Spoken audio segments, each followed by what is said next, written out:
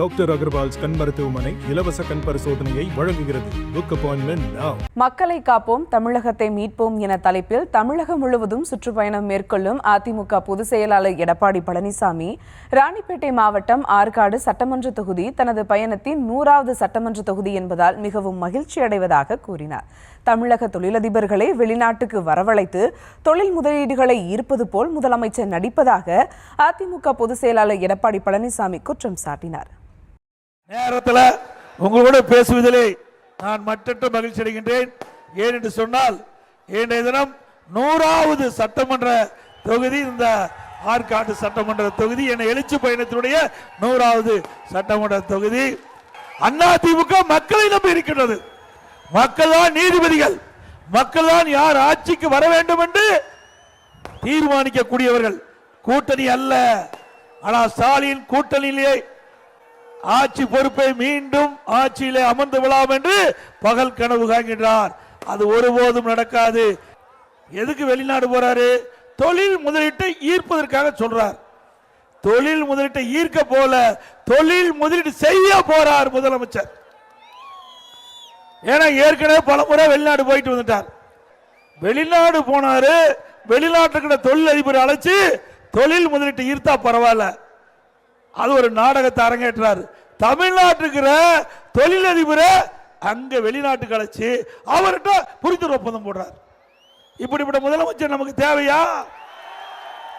இன்னைக்கு இந்த நகராட்சியில் வீட்டு வரி 100% உயர்த்திட்டாங்க. வீட்டு வரி 100%. 1000 ரூபாய் அதிமுக ஆட்சியில் 2000 ரூபாய் இன்னைக்கு வீட்டு வரி உயர்த்திருக்கிறாங்க. 1000 உயர்த்தியாச்சு, 100%. அதுபோல கடவரி, இங்க இருக்கிற கடை இருக்குது, இது அதிமுக ஆட்சியில் 1000 ரூபாய் வீட்டு கடவரினா இன்றைய தினம் 150% உயர்த்தி 2500 ரூபாய் கடவரி கட்டணும். குடிநீர் வரி உயர்த்தியாச்சு. போதாது குப்பைக்கு வரி போட்டாங்க. அது மட்டும் இல்ல, ஒவ்வொரு ஆண்டும் இந்த வரி, கடவரி, வீட்டு வரி எல்லாம் 6% உயர்த்தப்படும் என்று அறிவிச்சுட்டாங்க.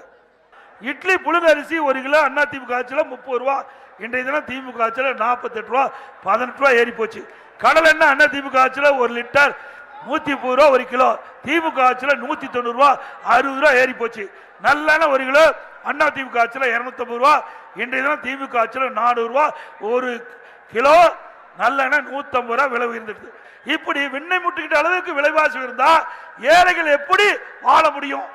பொன்மன ஜமால் புரட்சி தலைவர் எம்ஜிஆர் தோற்றுவித்த கட்சி அதிமுக கட்சி. ஒரு சாதாரண தொண்டன் கிளை செயலாளர் கூட இன்னைக்கு இந்த கட்சிக்கு பொதுச் செயலாளர் ஆக முடியும். அதுக்கு நானே சான்று. அதே போல அதிமுக கட்சியில தான் எம்எல்ஏ ஆகலாம், எம்பி ஆகலாம், மந்திரி ஆகலாம், ஏன் முதலமைச்சரே ஆகலாம். ஆகலாம்ல? எடப்பாடி பழனிசாமி உறவரின் வீட்டிலே ரெய்டு நடந்த காரணத்தினால பயந்து போய் பிஜேபியோட போய் சேர்ந்தானோ. ஏப்பா நாங்க எம்பியில சேர்ந்தோமா? கேட்பவர்கள் கேணையராக இருந்தா கேள்வர்களை நெய்வடின்னு சொல்லுவாங்க. அப்படி மக்கள்லாம் ஒன்றும் புரியாத மாதிரி நினைச்சிட்டு இருக்காரு. ஏங்க எனக்கு சொந்தக்காரன் நிறைய இருக்கிறாங்க, அவர் தொழில் செய்யறாங்க 40-50 வருஷமா, அவர் வீட்டில் போய் ரெய்டு பண்ணா பயந்துக்கிட்டு போய் பிஜேபியில் சேர்ந்தாங்க. இதை தவிர்த்து வேற எதுவுமே சொல்ல முடியல. அவரு கீரல் இருந்த ரெக்கார்டு மாதிரி திருப்பி திருப்பி இதை ஏதாவது சொல்றாரு. திரு ஸ்டாலின் அவர்களே, அதிமுக ஆட்சியில் குறைபாடு இருந்தா சொல்லுங்க, நாங்க பதில் சொல்ல தயார். பாருங்க, 1999 பாரதிய ஜனதா கூட்டணி, 2001 சட்டமன்ற கூட்டணி, அப்படியே அந்தர்பல்ட்டி அப்படியே காங்கிரஸுக்கு போய் ஜாயின் பண்ணிட்டாங்க. அப்படியே காங்கிரஸுக்கு போய் அங்க போய் நாடாளுமன்ற தேர்தல் போட்டிட்டு அங்கேயும் அமைச்சரா இருந்தாங்க. அவங்களுக்கு அதிகாரம் தான் முக்கியம். இன்னைக்கு வேண்டுமென்றே திட்டமிட்டு சிறுபான்மை மக்களை குழப்புவதற்காக ஏதோ திரு ஸ்டாலின் தலைமையில் இருக்கின்ற கூட்டணி தான் சிறுபான்மை மக்களை பாதுகாப்பதை ஒரு மாய தோற்றத்தை ஏற்படுத்தி கொண்டிருக்கிறார்கள். சிந்தித்து பார்க்க வேண்டும் சிறுபான்மை மக்கள். நேரத்தில் கேட்டுக்கொள்கின்றேன். ஏன்னா எதிர்கட்சியா இருக்கும்போது ஸ்டாலின் கருப்பு பல்லு விடுவார், பிரைம் மினிஸ்டர் வந்தா கருப்பு கொடி காட்டுவார். ஆளுங்கட்சி வந்த உடனே வெள்ளை குடை பிடிப்பார். வெள்ளை குடை வேந்த திரு ஸ்டாலின், வெள்ளை குடை. உண்மைதானே? எதிர்கட்சியா இருக்கும்போது ஒரு நிலைப்பாடு, ஆளுங்கட்சி வந்தா ஒரு நிலைப்பாடு. ஏன்னா ஆளுங்கட்சியில பாரதிய ஜனதா எதிர்த்தா இருக்க வேண்டிய இடம் வேற இடமா போயிடும். நாங்க அப்படி இல்லை, ஒரே நிலைப்பாடு. மேல் விசாரம் பகுதியில் இஸ்லாமியர்கள் நீண்ட காலமாக வசித்து வந்த வீடுகளை இந்த அரசு இடிக்கப்பட்டிருக்கின்றது.